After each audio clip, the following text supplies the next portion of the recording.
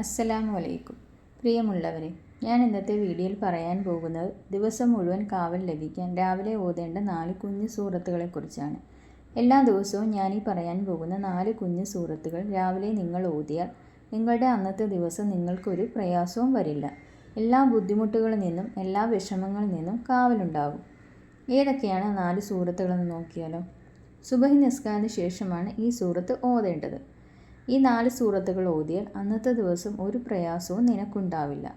അന്നത്തെ ദിവസം നിനക്ക് വരുന്ന പ്രയാസങ്ങളും ബുദ്ധിമുട്ടുകളും സങ്കടവും എല്ലാം തടുക്കാൻ ഈ 4 കുഞ്ഞു സൂറത്തുകൾ മതി.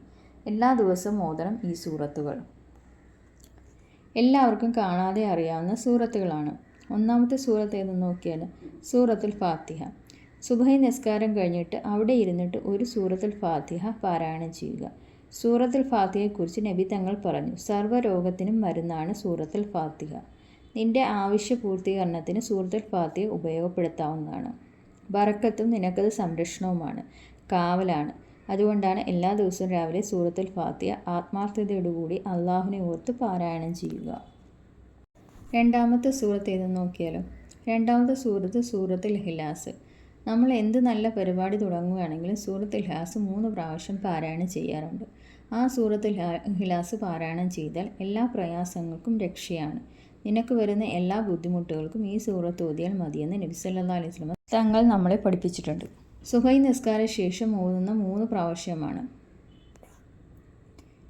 നീ ഒരു തെറ്റിലേക്കും പോകില്ല. ദാരിദ്ര്യത്തിൽ നിന്നുള്ള രക്ഷയാണ് സൂറത്തുൽ ഇഖ്ലാസ്. അതുപോലെ തന്നെ കപട വിശ്വാസത്തിൽ നിന്ന് നമുക്ക് സംരക്ഷണം നൽകും. ഈമാനില്ലാതെ മരിച്ചു പോകില്ല. അതുകൊണ്ട് എല്ലാ ദിവസവും സൂറത്തുൽ ഇഖ്ലാസ് പാരായണം ചെയ്യുക. മൂന്നാമത്തെ സൂറത്ത് ഏതെന്ന് നോക്കിയാൽ സൂറത്തുൽ ഫലക്കാണ് മൂന്നാമത്തെ സൂറത്ത്. അസൂയക്കാരിൽ നിന്ന് രക്ഷപ്പെടാൻ ഈ സൂറത്ത് ഓതുന്നത് നല്ലതാണ്. ശത്രുക്കളുടെ ഷർറിൽ നിന്നും അസൂയക്കാരിൽ നിന്നും കണ്ണേറ് സിഹറിൽ നിന്നും രക്ഷപ്പെടാൻ ഹബീബായ തങ്ങൾ പഠിപ്പിച്ച സൂറത്താണ് സൂറത്ത് ഫലക്ക്. രാവിലെ 3 പ്രാവശ്യം പാരായണം ചെയ്യുക. സമാധാനം ഉണ്ടാവാൻ, നിന്റെ ടെൻഷൻ മാറാൻ ഈ സൂറത്ത് നല്ലതാണ്. നാലാമത്തെ സൂറത്ത് ഏതെന്ന് നോക്കിയാലോ. സൂറത്ത് നാസാണ്. വസ്വാസിൽ നിന്ന് രക്ഷപ്പെടാൻ കഴിയും ഈ സൂറത്ത് ഓതിയാൽ. മനസ്സമാധാനത്തിന്, ടെൻഷൻ മാറാനൊക്കെ ഈ സൂറത്ത് ഓതുന്നത് നല്ലതാണ്. സൂറത്ത് നാസ് 3 പ്രാവശ്യം പാരായണം ചെയ്യുക.